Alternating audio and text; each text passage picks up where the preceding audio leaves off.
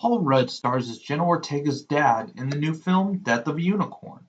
I want to start by saying I had no idea what I was getting myself into seeing this movie, but I'm definitely glad I decided to get out and go see it.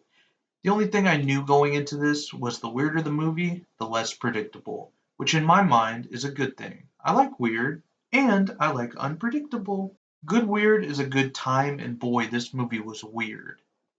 Sadly, this film will likely struggle to break even at the box office, but it's certainly crafted well enough to spark up a conversation about greed and human decency. Death of a Unicorn starts out with Rudd's character, Elliot Kidner, driving his daughter Ridley, played by the always wonderful Jenna Ortega, to a weekend with a client of his.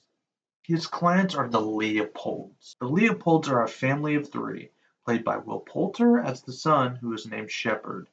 The dad is played by Richard E. Grant and named Odell, and the mother is the never-aging Tia Leone, whose character is named Belinda. On the way to meet up with his new clients, Elliot hits something in the road. It didn't quite look like a deer, and it definitely wasn't a horse. So what was it?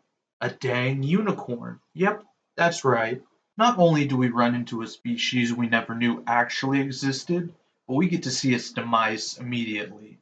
The unicorn dies pretty quickly after Elliot uses a tire iron to put it out of its misery. And for the sake of the plot, they put the unicorn in the back of their car and head off to meet Elliot's new clients. After Elliot meets the Leopolds, we see quickly that they are definitely the people that come from the old money that your parents always warn you about. Their place is enormous, secluded from neighbors, and super beautiful looking. Elliot's car is out front and making noise, and it starts to appear that they didn't actually kill the unicorn. The Leopold's help staff fires automatic weapons at the unicorn, seemingly killing it once and for all. This, my dear friends, is where the movie actually gets pretty deep. They use the dead unicorn's blood to heal Odell's cancer. They realize they could become rich off of unicorn blood. The only problem is there's a limited supply of it and absolutely zero ways of manufacturing it to make more. So, I pose this question to you as an audience. If you had something that seemed like magic at your disposal that could help you cure cancer while making a quick buck, but you had to cause harm or even kill a species that nobody ever thought existed, would you do it? Elliot and Ridley certainly wouldn't. Of course, Elliot is kind of the X factor of the movie. He can help his boss kill the mom and dad unicorns, or he can escape them with his daughter, the only human who the unicorns seem to not want to harm. He originally sides with his boss, and they try to hunt the mom and dad unicorns in the forest. But he quickly learns this is a mistake after they kill Odell. Ridley thought that the unicorns seemed to only want to harm those who wanted to harm them, or at least to harm those who wouldn't give their baby back. That theory is debunked after a scientist gives the baby back and she is impaled by a unicorn's horn. The reason it didn't work is because Elliot still had the source of a unicorn's power, its horn. This movie to me was about greed and human decency.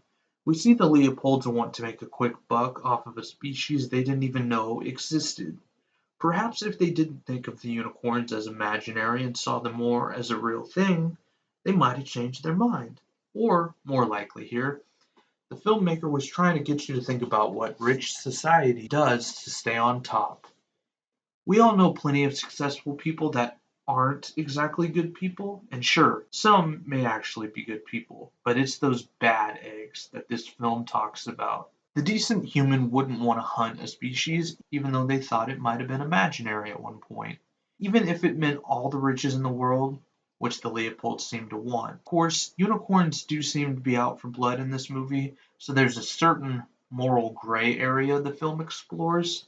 Creatively, it seemed like the Leopolds were written in this movie the way that they were in order to teach us a lesson that greed never gets you anywhere but dead. Not exactly subtle, but it doesn't beat you over the head with its main themes either. This movie will probably be looked at as more of a popcorn flick. However, the way I see it, this movie is a great conversation starter about moral gray areas. In the end, good wins out in this film. Rudd's Elliot gets to keep his life as a reward for doing the right thing. while the Leopolds will all be 6 feet under, still worrying about how to make a quick buck. Guys, Death of a Unicorn will likely end up on my list of this year's sleeper hits, and I'm glad I saw it. That'll do it for me, guys. Please support the channel by liking this video and subscribing. Until next time.